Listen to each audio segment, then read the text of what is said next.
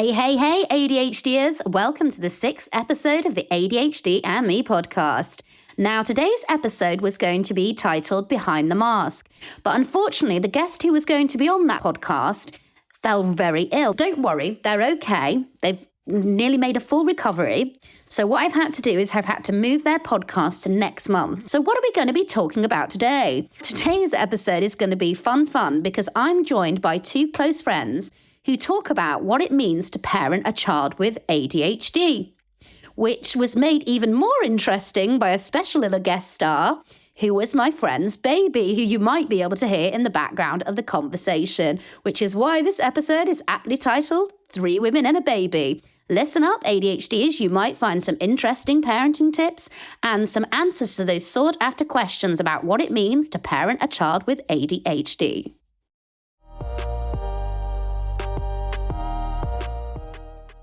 Joining me, I have Lauren and Donna, who both have children with ADHD. Hi, Lauren, do you want to tell us a little bit about yourself and your circumstances? Yeah, I've got 3 children and one of them has got ADHD.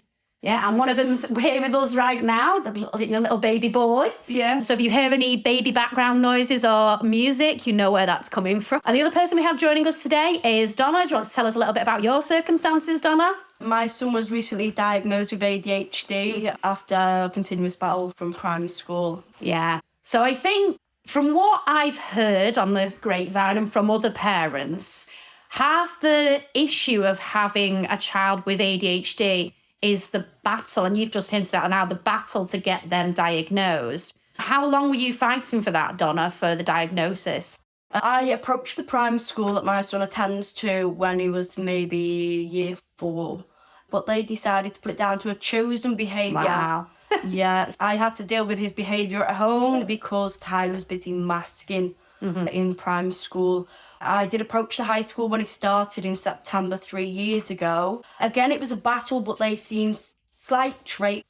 And eventually So they were more willing to refer him. Yes, Yeah. yes. After watching him, keeping an eye on him, they said he had traits, but I'd have to see. So we did that and prefer him in the end. And what about yourself, Lauren? Did you have a battle to get your son diagnosed with ADHD, or was it you had a bit of a unique journey into that? Yeah, my son was going through cancer treatment at the time.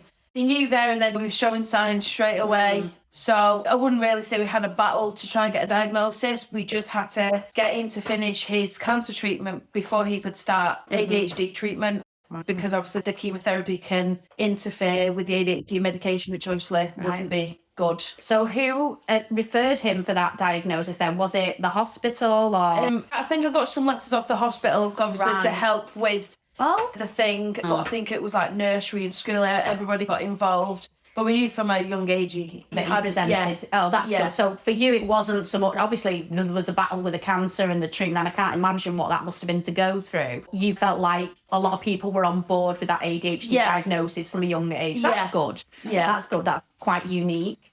Donna, what would you say, apart from obviously getting the diagnosis, and what would you say it's like parenting a child with ADHD? There's never a same day. Never a same day. Constant battles. At the moment, Tyler, he watches a lot on YouTube, he listens to people, and he's very aware that there's people out there with ADHD who do not medicate. So he's only 13, he seems to think he doesn't need to medicate. Wow. But the school noticed, like myself, the difference between when Tyler is on medication and when he's not. Yeah. So although my son likes to think he's got everything under control, he can control his behaviour. It's that fighting for that control, isn't it? Trying to take responsibility for yourself, but also trying to take responsibility for actually, I have difficulties in this area. Exactly. Tyler seems to think that he can control his behaviour without the medication, and he clearly can't. Yeah. But he's got that own independence. I'm 13 years old. I don't listen. So he's already going through that of trying to rebel in various ways, and maybe the medication is just another aspect of that. Yes. Yeah, but that must be difficult with him only just being diagnosed and not long starting the medication as well. That's true, yeah. Tyler's always known there's been something different about him. So basically when he got confirmed about having ADHD, it was a release to him, I think, to say, now I know why I'm different. But obviously at that rebellious stage, like I say, he just doesn't want to medicate. Yeah. but he does need it. Yeah. Excellent. What about you, Lauren? What do you think is the hardest part of having a child with ADHD? What have you found it like? Recently, every day's been hard with Charlie, but like Donna said, no day is the same. One day they can be still hypo, but still can control it, and like another day they can be where they can't control. But I said lately it's been very difficult. Yeah. Have you had any issues with Charlie, like with his medication, or does he know he needs it, or do you think he's not quite at an age where he's ready to question it? Or No, he has questioned it in the past. He has said he doesn't want to be medicated and stuff like that. You know what? He's 11 next month. He has said he doesn't want to take medication anymore. But then I sit back and I question, am I wrong for wanting him to still be medicated? so it's that parent guilt. Yeah. Should I still be medicating my child when he's asking me not to medicate him? And how much does he get a say in that as well? Yeah. Because I've seen days when he's not been medicated and There's a difference. Yeah, there's a massive difference. Yeah. And do you think, because I know a lot of parents who've said to me, the only reason, and this is quite sad, but one of the only reasons their child needs medication is to function in a school environment. Would you say that's correct? Yeah, because Charlie on medication in school is obviously still up and down, but he can concentrate a lot better. Yeah. What about you, Donna, with Tyler? Same with Tyler. He has his off days. Tyler's very impulsive. But I think we've taken the medication, he will sit and think about what Yeah, he's so it doing. gives him that time to slow He's down a lot to level-headed think. with it. Yes, exactly. So. Yeah. Yeah, that's like my friend's child. 1 minute, if he's not on his medication, he will be like impulsive and whacking people and hitting. And you'll ask him why he's done it. And he just goes, because I felt like it, or because they looked at me funny, or something like that. Whereas if they were on the medication, like they'd be more, I don't want to do that kind of thing. It's just it's that initial reaction, isn't it, of how do I respond? Now, we all know that parenting comes with a lot of guilt anyway, because I think a lot of parents would say that they can't do right for doing wrong. How did you feel about something? Because a lot of people talk about the child obviously finding out they've got ADHD, and that's a journey in itself. But also there's actually quite a journey for the parent as well, realising that my child has ADHD, I have a child with ADHD. So what was that like for you, Donna? I think the frustrating part about it is like not being believed, because my son, his behaviour was at home, not at school. So with the school saying was a chosen behaviour, that was it infuriated me, because I know it wasn't a chosen behaviour. Do you think he masked a bit in school? He did, and also it was hard for the high school to want to refer him, because they say at high school they grow out of masking, but my son hadn't. Yeah. So he was still masking. And for those listening, we haven't mentioned masking before. Masking is where a child kind of hides their difficulties, mainly by copying what others are doing, which is great in a primary school environment, but it's not so great in a... Are you trying to get your part in as well? It's great in a primary school environment because it's more structured and routine. But when it comes to high school, there needs to be a bit more initiative, because not everybody's doing the same thing. And that's why masking doesn't necessarily work in high school. That's correct. Laura, do you think your child masks, or do you think they're very transparent with it? Or because I know a lot of children, even with ADHD, are very different. I don't think he did mask it, to be honest. I think a lot of people that obviously know me, obviously know Charlie, I think they could also probably, say he didn't mask. He shows, obviously, I don't think he masked. Okay. Yeah, no, because that's not every child masks. Some find it a lot easier than others to mask. In terms of the behavioural aspects of ADHD, because I know a lot of parents I've spoken to have said that ADHD is very emotionally exhausting to deal with, especially if you've got a child who, for example, in boys with ADHD, they tend to be very attention-seeking, in your face, and not having those boundaries. They want to be up in your face all the time. And that in itself can be emotionally exhausting. Donna, I know you have some experience of that. Yes, I do. But what makes it worse is Tyler's going through his hormones and all that stuff. So yeah, Tyler's pretty much in my face. We're constantly on. He's very good with his work in school, but it's constant battles of homework. He doesn't see the need to be doing his homework. So yeah, there's different battles. And do you find it emotionally exhausting in itself as well? Oh, definitely. It's as terrible as it seems. In the morning when he leaves school, it's siren. Yes, we've done it. He's in school. He's going to school now, so then I can relax. But then it's home time, I think. Yeah. If he's had a bad day at school, I know that I'm going to get it. Or if he's had a good day in school, things can be fine. Yeah. I mention homework and then Yeah. I had a really interesting conversation the other day with another parent, and one of the aspects of ADHD, their child presented with, and actually we were talking about this from a psychological point of view, because with ADHD, but particularly in boys, becomes a lot, and girls to a certain extent. Just in case anybody's wondering what I'm laughing at, the baby is throwing himself back and through. And now I've completely lost my trail of thought. No, I was talking to this other parent, and one of the aspects their child does in terms of their insecurity because of their ADHD, and it's very common to be insecure with ADHD. And one of the way my friend said her child presents with it is the lying aspect. So there's two different ways they lie. They lie because they're convinced that it's the truth and they kid themselves, or they lie because they want to fit in.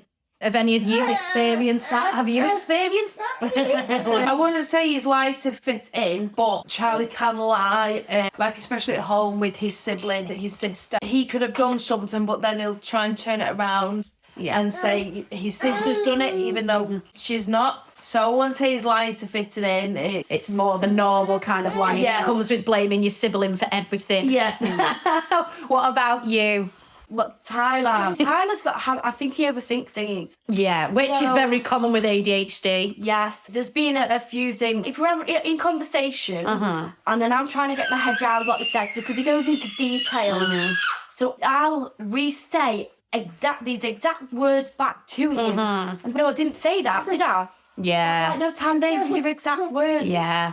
Or there's been instances about he's absolutely adamant that he's asked me something. Yeah, or said something. Or said something to me. And I've had friends there and they said, Tyler, you never asked your mum anything like that. I said, I didn't, seriously. And she said, yeah, well, we hadn't had that conversation. Yeah. So, do you know what, though? I remember from my childhood feeling almost gaslighted because it's very hard with ADHD, because that's where you get a lot of paranoia, because you do overthink things and you're 10 steps ahead of where everyone else is. It's quite easy to think you've already done something that you haven't, or you've already said something that you haven't, even if you've only done it in your head.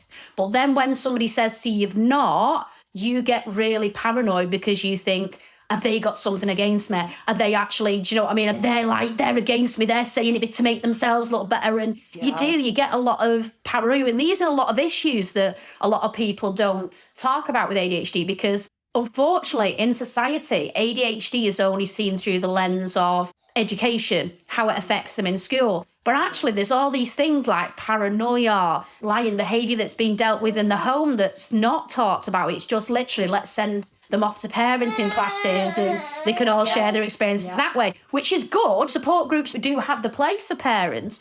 But the problem is then that information is not being shared with the wider community. People need to understand what it's like to parent children with ADHD. Not just the people who parent ADHD, but everybody, because the more people know about ADHD, the more awareness there will be, the more information there will be out there, and it will generally be a better society. One of the things I wanted to ask you is how you manage the behaviour of your child with ADHD. So Laura, what are some of the kind of strategies that you found very useful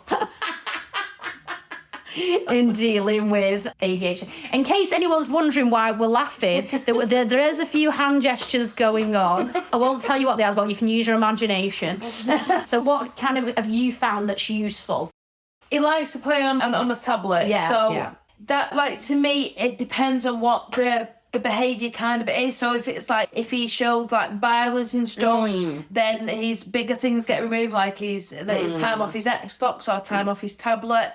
And obviously, like I said, it depends on how bad. Yeah, so you kind of gauge how small or big the behaviour is when you weigh up what kind of things should be put in place. Yeah, so violence and stuff, then obviously he lost time off his Xbox or his pad. So I'd say a day or two or maybe more, like I said, depending on how bad the violence is.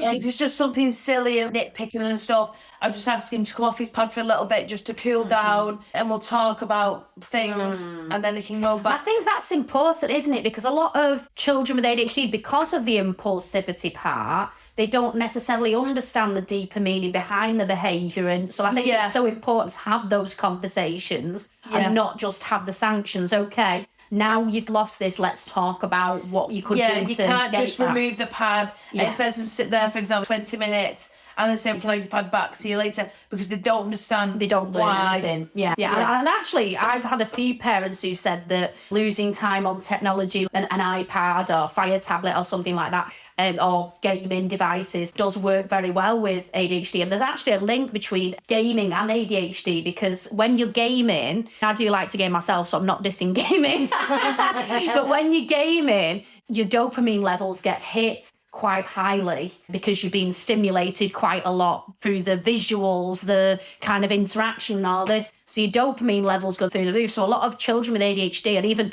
adults with ADHD like myself do use it as a coping strategy to get those dopamine levels up. So yeah, I found that does work well for parents with ADHD. So yeah, I might be on the right track there. What about you, Donald? Because obviously your Tyler's a little bit older. Do you find that you have to adapt? It's very difficult with Tyler because he's socially awkward, so he doesn't have friends, he doesn't go out and play. Tyler's lifeline is his phone, watching stuff on YouTube.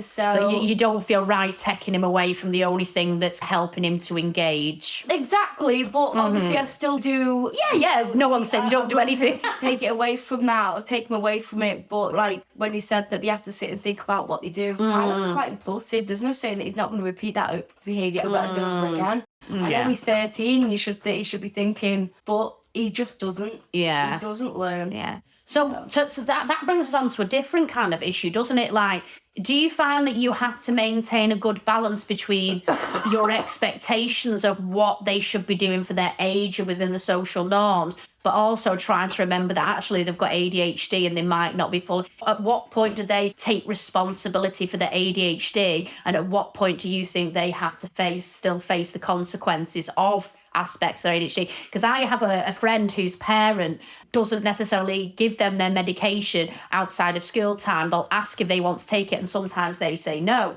But they always say to their child, even though you're choosing not to take it, it doesn't mean you don't have to face the consequences of your actions. So that child knows in advance that obviously it's harder for them because of the impulsivity, and no one's saying that it isn't, but obviously life still has consequences. Do you know what I mean? So how do you find that you balance that, Lauren? I see sometimes it can be difficult, because sometimes Charlie will realise his actions and understand the consequences, obviously, of his actions.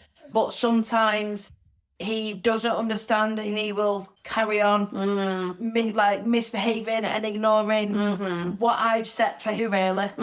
Yeah, and it's trying to rein yourself back in and go, oh, they do have ADHD. I need to remember that.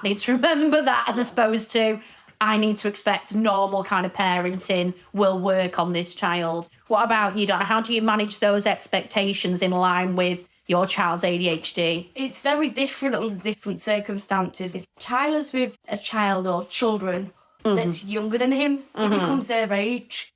So I have to be very different because one minute I can be speaking to a 13-year-old and say, if you come round to Lauren's, I've got to remember he's gone down to Charlie's and Daisy's. And it's the same when we go to my sisters. Their girls are 8 and 5. So I'm no longer speaking to a 13-year-old. He's now between the age of 8 and 5. Do you know, that brings us on to an interesting aspect of ADHD, because what I've noticed in my friend's child is that he will do anything to fit in with those around him. Like, he'll repeat things he's heard at school to the point that obviously it gets excessive and annoying, even if he doesn't necessarily understand what it means. He'll believe anything he's told by people. He's got that want to fit in, that want to belong somewhere, that big fear of missing out. Would you say that's the same for your children. Yes, definitely. I think it's all children to a certain extent. Obviously, all children don't want to miss out, but I think it's more excessive with ADHD. Yeah, I think like some actions by Charlie are his own stuff, but I think some others he just shows off. Yeah, they do like an audience, don't they? He likes to show off and try and be, well, what I can do and all this, but then he doesn't think about anything else. Yeah.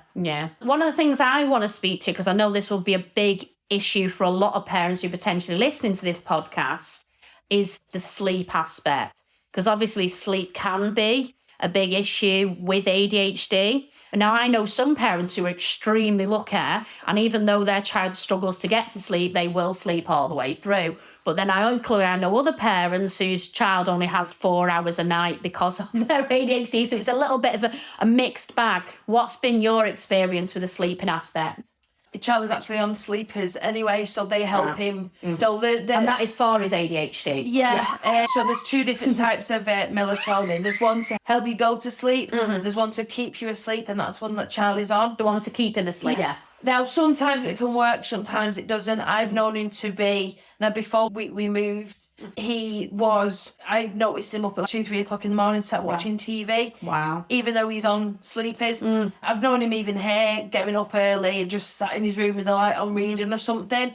So that's why now that he's got this tablet, I can set a time of when it locks and when it unlocks. Oh, okay. So I know he can't go on any electronics or anything while I'm asleep. And before he was on those sleepers, was he constantly up at all hours of the night, not sleeping? Like not sleeping. I was struggling to get into sleep, struggling to keep him asleep. And I'm guessing that was having a big impact on you as well. Yeah, because I was obviously just shattered during the day. But with him being in school and soon sitting his exams and stuff, I need to make sure he gets a good sleep, really. Yeah. What about you, Donna? Has Tyler always been a good sleeper, or it's always been up and down with Tyler? Okay. Tyler can wake up several times through the night. I'm supposed to do a diary with him, but he's very forgetful. So what person with ADHD isn't? Exactly. Sleep diary that I was asked to do for him. I'm obviously asleep when he's waking up through the night. He will say I was up three times a night. So I'm like, write it down. No, I forgot. So there's some nights. Yeah. So some things like asking someone with ADHD to keep a diary just aren't really helpful. Tyler in the morning gets up between 6 and 6:30. Now, he used to have a habit of going to bed when I did, and sometimes it's like after midnight, and I just thought, wow. But yeah, Tyler can also go to bed and his head will hit the pillow and he's out. And there can be times where I'm literally waking him up at 2, 3 in the afternoon weekends. So his sleep. Yeah, I feel incredibly lucky because I have never had any. That's the only aspect of ADHD that I've never been affected by. Because even when I was a child, I would sleep even when as a baby, I wouldn't even wake up for a bottle. I'd go to sleep at 7 o'clock at night, wake up at 7 a.m. in the morning. I just always loved sleep from a young age. And I always say to my mum, you were so lucky. She was. Very. Yeah. Now, one of the last things I want to talk about is, because obviously, like we've already said, there's a lot of guilt that comes with parenting anyway. I found that when I became a foster parent, that you're so consumed by guilt because you always think, no matter what you do, is it the right thing? Am I going to scar them for life, or is this going to benefit them and all this? And it's such a mind game. But then obviously you bring ADHD into that, and it's almost soul destroying in a way. So do you guys have any kind of self-care things, or what kind of helps you as a person to make sure you're okay in managing the ADHD? How do you look after yourself? I don't really have time with them. So I think... Yeah, yours is a bit of a different case. No, I think like my self-care is obviously when the children are asleep, I try and take some time for myself. Yeah. But then obviously because I'm a mum to 3 now, and I was having a baby that's trying to get going, and a child with ADHD, and obviously my daughter as well. I think sometimes when I go to bed, I just want to go to bed when really I don't get time to myself, because obviously I get nobody else that'll have. Obviously the baby only wants me in the minute. He's a bit of a mummy's boy at the moment. My self-care's just gone out the window, really. Yeah, but I think that's every parent of a child under 1, to be honest. Yes. But no, when I can, I do try and take some time for myself, whether it's when they've gone to bed, whether it's when the baby is having one of his sleeps, or the children at school. It's like before, when Donald called, obviously the baby, he was asleep, he'd just woken up. and I was just laying on the sofa just doodling on my phone while he was asleep. It's it's just some time for myself, really.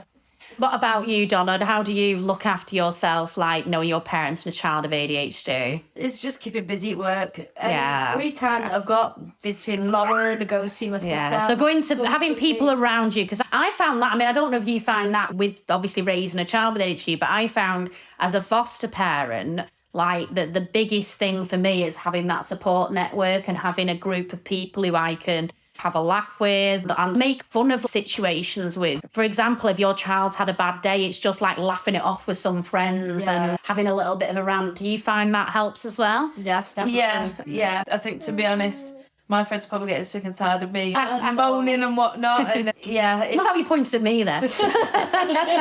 No, if I'm struggling or I feel a bit down, and all can turn like to my friends and I'll say they listen. They probably think it's there again. I'm joking. Yeah. So I think the bottom line is there's no rule book when it comes to dealing with children with ADHD. They're all very different. There's no kind of right or wrong way of doing it, just like there's no right or wrong way of parenting.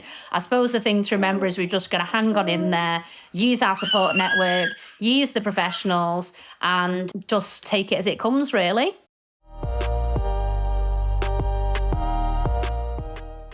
Well, that's all we've got time for on this month's podcast, ADHD as an Allies. Thanks so much for listening.